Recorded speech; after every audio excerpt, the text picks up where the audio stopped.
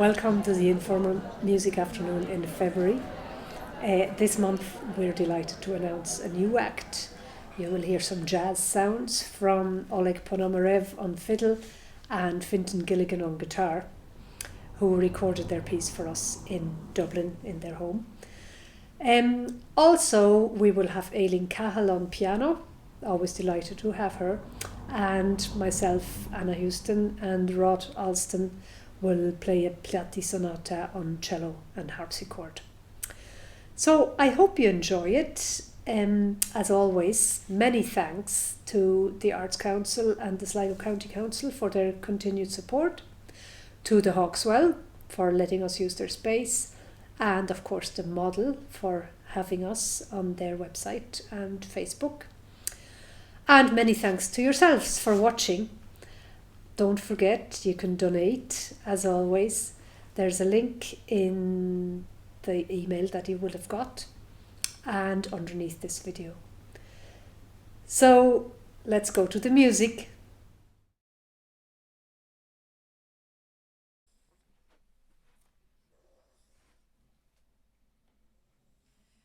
Hi everybody, good afternoon, and thanks a million for joining us today. I'm joined today by Figgis, the world's best canine sound engineer. She's going to be monitoring me while this is in progress and hopefully not making too much noise with her cone. She's getting it off on Monday, thankfully. She just had a little procedure done, but she's fine. Anyway, so she'll be monitoring while I play for you a piano sonata by Mozart. It's in the key of C minor, and it's a key that he didn't use very often, in fact. The other notable piano work in C minor is the Piano Concerto number 24 in C minor, and they're actually quite linked, the sonata and the concerto, in that he takes he takes some ideas from the sonata and really expands upon them in an orchestral setting. So if this work appeals to you today, then you might enjoy, if you don't already know, the 24th Piano Concerto. It's a super work as well. So this work is considered to be one of his most tragic sonatas, and it had a very interesting way of coming into being. In fact, he didn't start with the first note and the first movement at all. He wrote what is now the second movement first, in fact, and he wrote it for a student of his at the time, a lady by the name of Therese von Trentner, and they were living in Vienna at the time, and Therese's husband was Mozart's landlord at the time, and Therese was taking lessons with Mozart. So he wrote this movement for her. One speculates that it was used for teaching purposes, and that might be so. Then later, I don't think too much later, Mozart composed the two outer movements, so the first and the third and last movement, to go with it, and then he presented the full work to Therese she was the dedicatee. But Mozart himself performed this sonata, and then when it was subsequently published in 1785, he also composed a fantasy in C minor to go with it, and he definitely wrote the fantasy with a view to it being published alongside the sonata. But we know for a fact that he didn't always perform them together. He often performed them independently. So it was just a good business idea for publication. But they don't necessarily depend on each other. They are both independent works.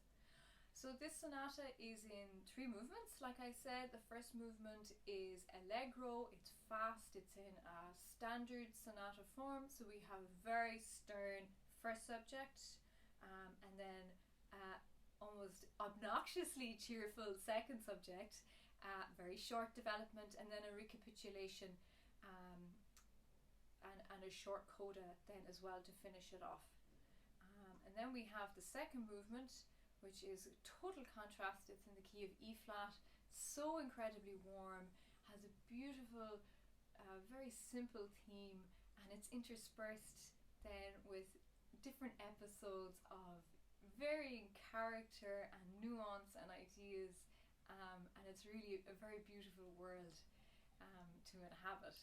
And then it's followed by the last movement, which is a rondo. It's marked molto allegro, so very fast, and agitato, very agitated, and it's not like a loud agitation. It's more like, like that feeling when you have that horrible sinking feeling where you think you need to go to the dentist, or you have the sensation that something really bad is about to happen and there's nothing you can do about it. It's that kind of feeling, almost worse in fact than a loud agitato. So we have this theme, which is quite long, and it's interspersed then with different episodes.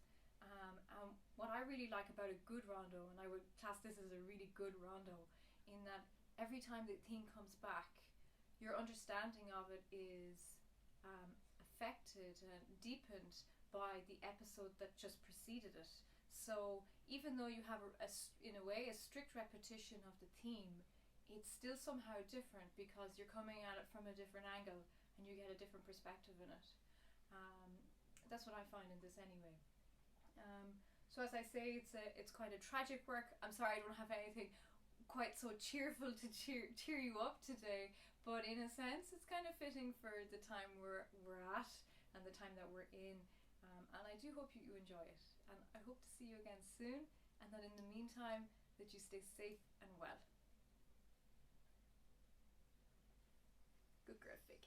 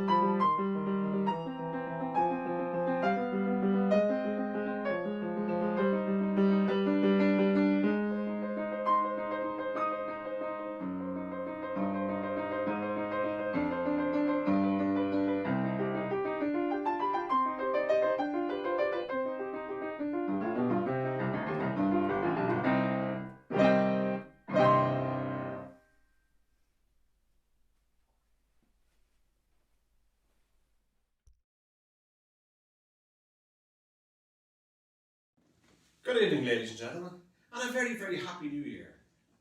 Oh yeah. How's it go? The HotClub of Dublin. Watered down, you might say. Thereof.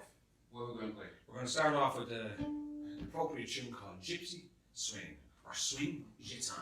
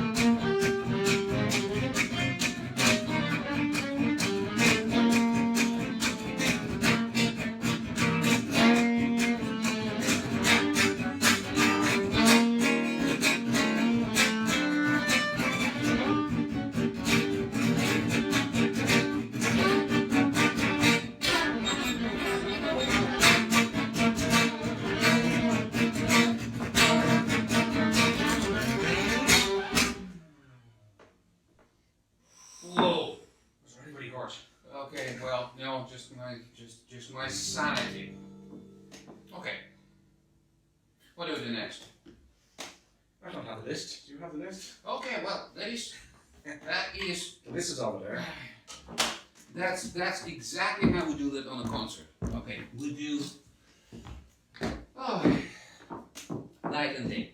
Night and day. Can you see it? Yes. Yeah, it's upside down by the way.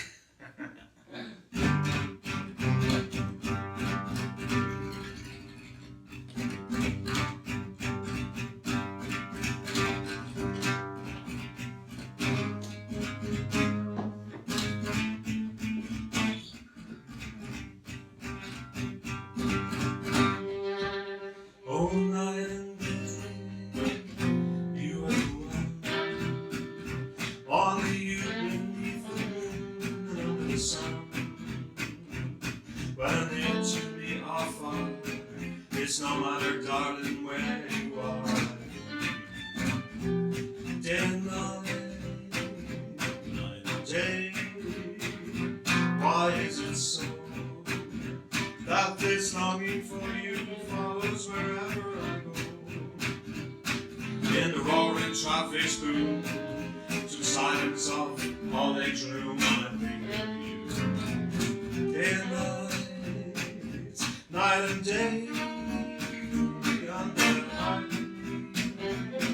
There's no such a hungry yearning burning inside of me, and its torment won't be true till you let me spend my life making love to you day and night.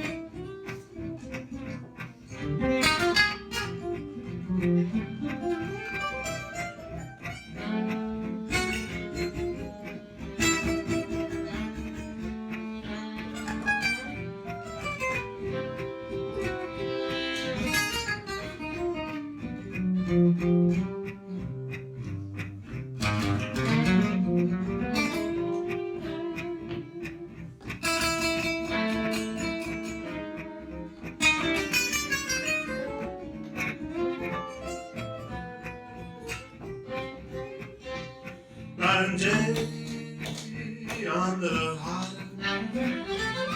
there's no such hungry yearning burning inside. And it's all that won't be true till you let me spend my life making love to you day and night, all night and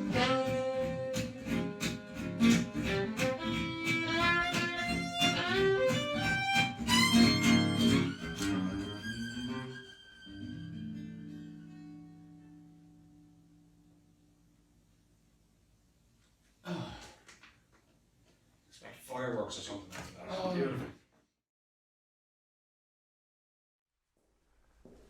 Giovanni Bettito Platy was born an uncertain year right at the end of the 17th century, and he was born in Padua, and his first work was in San Marco in Venice.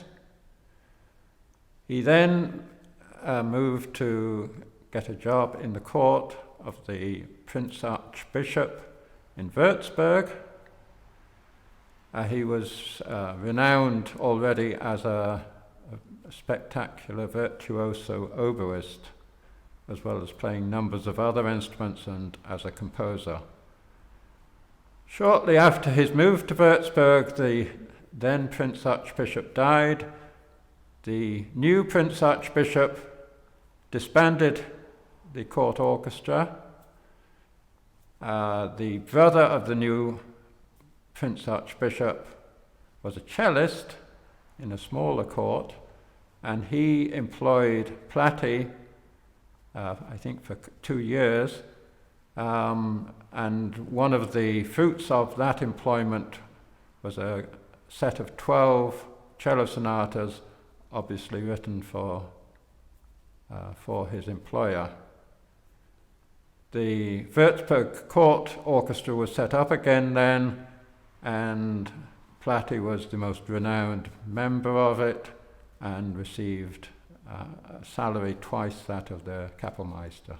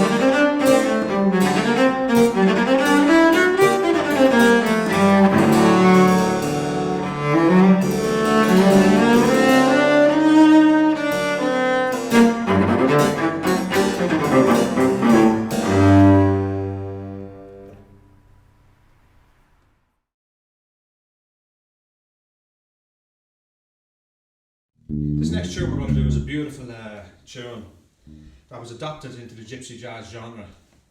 But the first time I heard it was from an old guy called Nat King Cole. He sang this back in the 40s. It's a beautiful tune called There Will Never Be Another You, especially for my good friend and adopted brother, Oleg. And of course my own brother John, who should be standing right here. We left a bit of big space here for him. But no. Couldn't travel due to COVID restrictions. Yeah, John. So John, this one's we're thinking about this one's for you, big brother. Yeah. And for all of you Sligo muses, you're doing fantastic job, really. Keep it going. Keep going, guys. We're thinking of you down Stop here. talking, sing. There will be many other nights like this, and I'll be sitting here with someone new.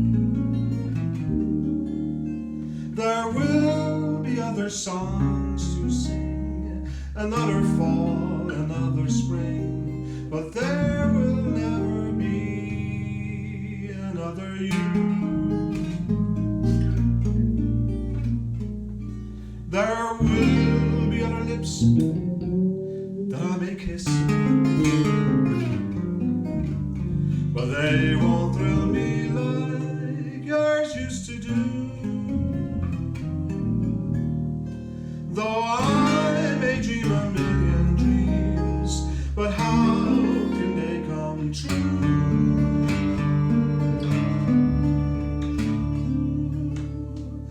If there will never ever be another you, there will be many other nights like this,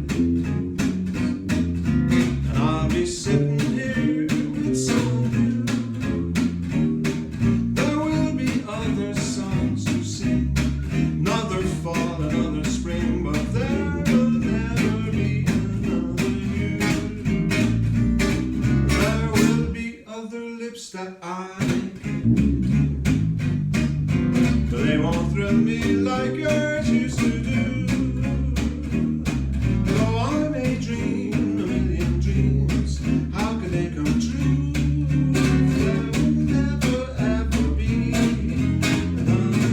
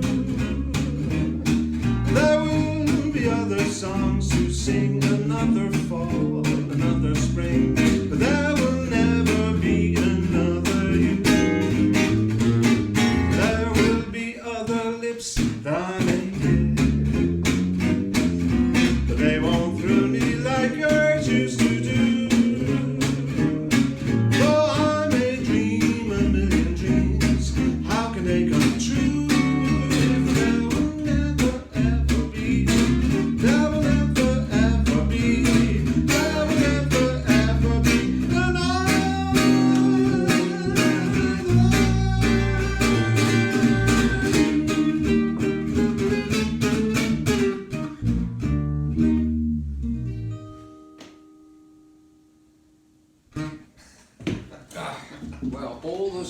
all those years of rehearsing Yes. and reporting. All and goes out the window. Oh yeah, All goes out. absolutely. You do realize that last time we played together, it was more than a year ago. Yes, I was only dreaming about it last night.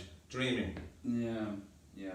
Well, it's always a pleasure, Ali. It's always a pleasure to play for the guys in Sligo or Uzbekistan, wherever this is going to be broadcast. For the whole world. A big shout out to my friends in the States. You don't have any friends in the States? No, the States and Rathvilly, just up the road from me. There's a couple of estates there. They're in a terrible state. That's what's happening. Oh yeah, okay. This one is entitled Django's Tiger. Now, not a lot of people knew that Django had a tiger. But he did.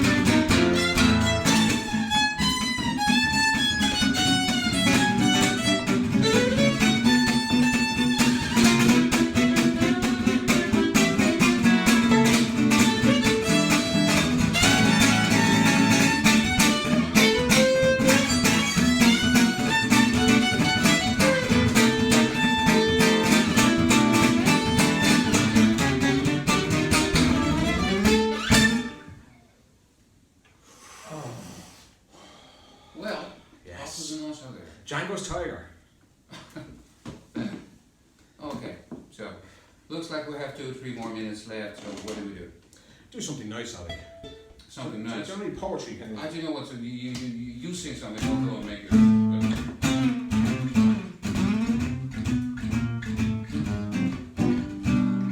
Tell me why you keep fooling little coquettes,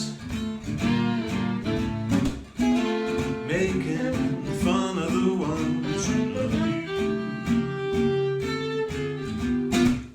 breaking hearts you were ruling little coquettes.